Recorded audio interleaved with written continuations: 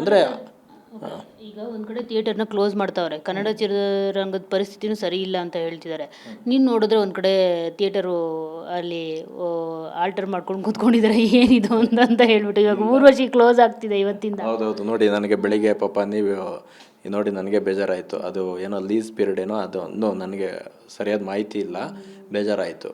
But ಏನು ಅಂತ ಅಂದರೆ ನಾವು ಮಧುಗಿರಿಲಿ ಏನಕ್ಕೆ ಈಗ ನಾವು ಅಂದ್ಕೊಂಡಿದ್ದು ಮಧುಗಿರಿಲಿ ಒಂದು ಲೆಕ್ಕಕ್ಕೆ ಮಾಡೋಣ ಅಂತ ಅಂದ್ಬಿಟ್ಟು. ಬಟ್ ನೀವು ನಂಬಲ್ಲ ಮೇಡಮ್, ನನ್ನ ಥಿಯೇಟ್ರನ್ನ ನಿಲ್ಲಿಸ್ತೋ ನಾವು ಓನರ್ಗಳೆಲ್ಲ ಮಾತಾಡಿಕೊಂಡು ನಾನು ಅದನ್ನು ಲಾಂಗ್ ಲೀಸ್ ತೊಗೊಂಡು ಮಾಡ್ತಾ ಇರ್ತಕ್ಕಂಥ ಥಿಯೇಟ್ರು. ನಾನು ಆ ಥಿಯೇಟ್ರ್ ಕೆಲಸ ಸ್ಟಾರ್ಟ್ ಆದಾಗ ಅಲ್ಲಿ ಜನ ಬರ್ತಾರಲ್ಲ, ಲೋಕಲು ಸಿನಿಮಾ ಇದೆಯಾ ಹಂಗಿಂಗೆ ಅಂದ್ಕೊಂಡು. ಮೇಡಮ್ ಅಲ್ಲಿ ಜನಗಳು ಬಂದಿದ್ದ ರೀತಿ, ಅವ್ರು ಮಾತಾಡಿದ ರೀತಿ ಎಲ್ಲ ನೋಡಿ ನಂದು ಏನು ನಾನು ಅಂದ್ಕೊಂಡಿದ್ನಲ್ಲ ಬಜೆಟು, ಅದು ಮಿನಿಮಮ್ 2.5, ಅಂದರೆ ಈಗ ನಾನು ₹1 ಖರ್ಚು ಮಾಡಬೇಕು ಅಂದರೆ ₹2.5 ಖರ್ಚಾಗಿದೆ. 2.5 ರೇಷಿಯೋ ಅಷ್ಟು ನನಗೆ ಥಿಯೇಟ್ರ್ ಖರ್ಚಾಗಿದೆ. ನಿಯರ್ಲಿ ನನಗೆ 2 ಕೋಟಿ ಆಗಿದೆ ಖರ್ಚಲ್ಲ ಆಲ್ರೆಡಿ. ಅಂದರೆ ವರ್ತಿದೆ ಅಂತ ನನಗನ್ನಿಸಿದೆ ಮೇಡಮ್. ಈಗ ವರ್ತಿಲ್ಲ ಅಂತಂದರೆ ಏನು, ಇಂಡಸ್ಟ್ರಿಯಲ್ಲೇ ದುಡ್ದಿರೋದು ಇಂಡಸ್ಟ್ರಿಗೆ ಹೋಗುತ್ತೆ ಅಂತ ಅನ್ಕೊತೀನಿ ಹೊರತು.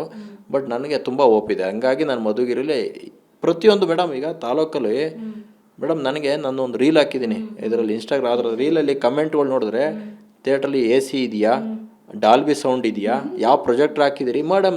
ನಮ್ಮ ಮೈಂಡ್ ಸೆಟ್ ಏನು, ಮಫ್ಷಿಯಲ್ ಬಿ ಸೆಂಟ್ರ್ ಇದು ನಾರ್ಮಲಾಗಿ ಮಾಡೋಣ. ಬೆಂಗಳೂರಲ್ಲಿ ಕೇಳೋದಿಲ್ಲ ಅದನ್ನು, ಅಲ್ಲಿ ಕೇಳ್ತಾರೆ. ನಾನು ಅಬ್ಸರ್ವ್ ಮಾಡಿದ್ದೀನಿ, AC ಇದೆಯಾ ಅಂತ ಕೇಳ್ತಾರೆ. ಆಮೇಲೆ ಯಾವ ಪ್ರೊಜೆಕ್ಟ್ರ್ ಹಾಕಿದಿರಿ ಅಂತ ಕೇಳ್ತಾರೆ. ನೋಡಿ ಅವ್ರ ನಾಲೆಡ್ಜ್ಗಳೆಲ್ಲ ಹೇಗಿದೆ. ಆಮೇಲೆ ಬುಕ್ ಮೈ ಶೋ ಬಿಡ್ತೀರಾ ಅಂತಾರೆ. ಮಧುಗಿರಿಯಿಂದ ಬಂದು ಬೆಂಗಳೂರಲ್ಲಿ ನೋಡ್ತಾರೆ, ಓಕೆನಾ, ಜನ AC ಬೇಕು, ಒಳ್ಳೆ ಥಿಯೇಟರ್ ನೋಡಬೇಕು ಅಂತ. ಅಲ್ಲೇ ಥಿಯೇಟರ್ ಚೆನ್ನಾಗಿದೆ, ಅಲ್ಲೇ ಬಂದು 100% ಮೇಡಮ್. ನಾನು ಅದೇ ಓಪನ್ ಇದ್ದೀನಿ. ಈಗ ಟ್ಯಾಕ್ಸಿಗೆ ಓಪನ್ ಮಾಡ್ತಾ ಇದ್ದೀವಿ. ಬರೀ ಒಳಗಡೆ ಕೆಲಸ ಮಾತ್ರ ಕ್ಲೋಸ್ ಮಾಡಿದ್ದೀವಿ ಸದ್ಯದಲ್ಲಿ. ಇನ್ನೂ ಆಚೆ ಕಡೆ ಕೆಲಸ ಇನ್ನೂ ಒಂದಷ್ಟು ಪೆಂಡಿಂಗ್ ಇದೆ. ಅಂದರೆ ಥಿಯೇಟ್ರ್ ಆಚೆ ಪಾರ್ಕಿಂಗ್ ಏರಿಯಾ ಆಗಿರ್ಬೋದು, ಔಟ್ಸೈಡ್ ಪೇಂಟ್ ಆಗಿರ್ಬೋದು, ಇದು ಸಿನಿಮಾಗೂ ಇದಕ್ಕೂ ರೀಓಪನ್ನು. ಈಗ ಅದನ್ನು ಒಳಗಡೆ ಕಂಪ್ಲೀಟ್ ಕೆಲಸ ಮುಗಿಸಿದ್ದೀವಿ.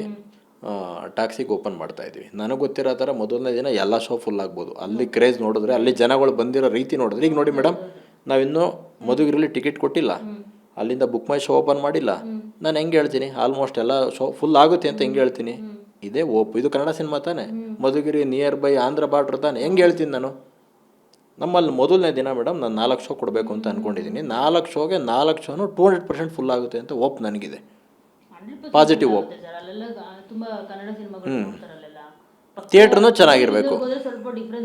ಹೌದು ಮೇಡಮ್, ಥಿಯೇಟ್ರ್ ಚೆನ್ನಾಗಿರಬೇಕು. ಥಿಯೇಟ್ರ್ ಚೆನ್ನಾಗಿದ್ದರೆ, ನನ್ನ ಒಂದು ವೈಯಕ್ತಿಕ ಎಕ್ಸ್ಪೀರಿಯನ್ಸ್ ಮೇಡಮ್, ಥಿಯೇಟ್ರುಗಳು ಚೆನ್ನಾಗಿ, ನಮ್ಮ ಕೆಂಗೇರಲ್ಲಿ ನಮ್ಮ ಓನರ್ ಇದ್ದಾರೆ ಥಾಮಸ್ ಸರ್ ಅಂತ ಅಂದ್ಬಿಟ್ಟು, ಫಿಲಮ್ ಚೇಂಬರ್ಗೆ ಪ್ರೆಸಿಡೆಂಟು. ಅವರು ಪ್ರತಿ 2 ದಿನಕ್ಕೊಂದ್ಸಲ ಅಥವಾ 3 ದಿನಕ್ಕೊಂದ್ಸಲ ಥಿಯೇಟ್ರ್ ಬಗ್ಗೆ ಎಷ್ಟು ಕೇಳ್ತಾರೆ, ಎಷ್ಟು ಕಾಳಜಿ ತಗೋತಾಳತ್ತೆ ಅಂತ ನಮಗೆ ಗೊತ್ತಿದೆ. ಆ ರೀತಿ ಓನರ್ಗಳು ಸಿಕ್ಕಿದಾಗ ಈ ರೀತಿ ಥಿಯೇಟ್ರುಗಳನ್ನ ಇನ್ನೂ ದೊಡ್ಡ ಮಟ್ಟಕ್ಕೆ ಮಾಡ್ಬೋದು. ಈಗ ಮಧುಗಿರಿ ಓನರು ಅವರು ಅಷ್ಟೇ ನಮಗೆ ದೊಡ್ಡ ಮಟ್ಟ ಸಹಕಾರ ಕೊಟ್ಟಿದ್ದಾರೆ ಅಲ್ಲಿ ಆ ಊರಲ್ಲಿ. ಹಾಗಾಗಿ ನಾವು ಅಷ್ಟು ಬಂಡವಾಳಗಳು ಹಾಕ್ತೀವಿ. ಇಲ್ಲಾಂದರೆ ಓನರ್ ಸಹಕಾರ ಇಲ್ಲ ಅಂದರೆ ನಾವು ಬಂಡವಾಳನೂ ಹಾಕೋಕ್ಕಾಗಲ್ಲ. ಈಗ ನಾನು ಈ ಕಡೆ ಒಂದು ಮೈಸೂರು ಏರಿಯಾದಲ್ಲಿ ನಾನೊಂದು 4 ಥಿಯೇಟ್ರುಗಳನ್ನ ಮಾತಾಡಿ ನಾನು ಬೇಡ ಅಂತ ಬಿಟ್ಟೆ. ಯಾಕೆ ಅಂದರೆ ಅದು ಹೆಸ್ರುಗಳು ಪಾಪ ಹೇಳೋದು ಬೇಡ, ಅವರು ಹೊರಟಾಗ್ತಾರೆ. ಅವ್ರದ್ದು ಸಹಕಾರ ಇಲ್ಲ ನಿಮಗೆ. ಇಲ್ಲಾಂದ್ರೆ ನಾನು ಆ ಥಿಯೇಟ್ರ್ ರೆಡಿ ಮಾಡಬೇಕು ಅಂತ ಇದ್ದಿದ್ದು. ನಾನು ಒಂದು 4 ಥಿಯೇಟ್ರ್ ನಾನು ತೊಗೊಂಡಿದ್ದೆ, ಅಂದರೆ ಲೀಸಿಗೆ ಮಾತಾಡಿದ್ದೆ, ಎಲ್ಲ ಓಕೆ ಆಗಿತ್ತು. ಬಟ್ ಅವರು ಓನರ್ಗಳು ಮಾತಾಡೋ ರೀತಿ ನೋಡಿದ್ರೆ ನನಗೆ ಇಲ್ಲಿ ನಿಮಗೆ ಈಗ ಥಿಯೇಟ್ರುಗಳನ್ನ ಬೇಕಾದ್ರೆ ಏನು ರೆಡಿ ಮಾಡ್ಬೋದು, ಓನರ್ ನಿಂಗೆ ರೆಡಿ ಮಾಡ್ತೀರಿ. ಈಗ ಥಿಯೇಟ್ರುಗಳಿಗೆ AC ಹಾಕಿದ್ರೆ ರೆಡಿ ಆಗುತ್ತೆ, 2K ಹಾಕಿದ್ರೆ ರೆಡಿ ಆಗುತ್ತೆ, ಒಂದು ಒಳ್ಳೆ ಸೀಟ್ಗಳ್ನ ಹಾಕಿದ್ರೆ ರೆಡಿ ಆಗುತ್ತೆ, ಇಂಟೀರಿಯರ್ ರೆಡಿ ಮಾಡಿದ್ರೆ ಥಿಯೇಟ್ರ್ ರೆಡಿ ಆಗುತ್ತೆ. ಓನರ್ಗಳ್ನ ಹೆಂಗೆ ರೆಡಿ ಮಾಡ್ತೀರಿ ನೀವು? ಓನರ್ನ ರೆಡಿ ಮಾಡೋಕ್ಕಾಗಲ್ಲ. ಓನರ್ಗಳು ನಿಮಗೆ ಸಹಕಾರ ಕೊಟ್ಟು ಓನರ್ಗಳಿಗಿದ್ದರೆ ಮಾತ್ರ ಚಿತ್ರಮಂದಿರಗಳನ್ನ ರೆಡಿ ಮಾಡ್ಬೋದು. ಹಂಗಾಗಿ ಕರ್ನಾಟಕದಲ್ಲಿ ಅದೊಂದು ಕೊರತೆ ಇದೆ ಓನರ್ಗಳದ್ದು ಸ್ವಲ್ಪ. ಅಂದರೆ ಅವ್ರು ಕೇಳಿದ್ರೆ ಇಲ್ಲಿ ನಮಗೆ ರೆವಿನ್ಯೂ ವೈಸ್ ಕೊಡೋದಿಲ್ಲ ಅಂತ ಹೇಳ್ತಾರೆ, ಪರ್ಸೆಂಟೇಜ್ ಕೊಡೋಲ್ಲ ರೆಂಟಲ್ಲಿ ಅಂತ, ಅದೆಲ್ಲ ಅಂದರೆ ಇಶ್ಯೂಗಳು ಚೈನ್ ಲಿಂಕು, ಒಂದಕ್ಕೊಂದು ಚೈನ್ ಲಿಂಕ್ ಇದೆ ಇದು ಅಷ್ಟೇ. ಹಾಗಾಗಿ ನೋಡೋಣ, ಟ್ಯಾಕ್ಸಿಕ್ಕಿಂತ ನಾವು ಓಪನ್ ಮಾಡ್ತಾಯಿದ್ದೀವಿ. 99 ಅಲ್ಲ, ನನಗೆ 100% ಒಪ್ಪಿದೆ, ಪಕ್ಕಾ ಫುಲ್ ಆಗುತ್ತೆ ಅಂತ ನನಗೆ ಒಪ್ಪಿದೆ. ಓಕೆ ಸರ್, ಇನ್ನು 2,000 ಕೋಟಿ ಟಾರ್ಗೆಟ್ ಅಂತ ಹೇಳ್ತಿದ್ದಾರೆ. ಟಾರ್ಗೆಟ್ ಏನು ಅಚೀವ್ ಮಾಡ್ತಾರೆ ಅಂತ ಅನಿಸುತ್ತೆ.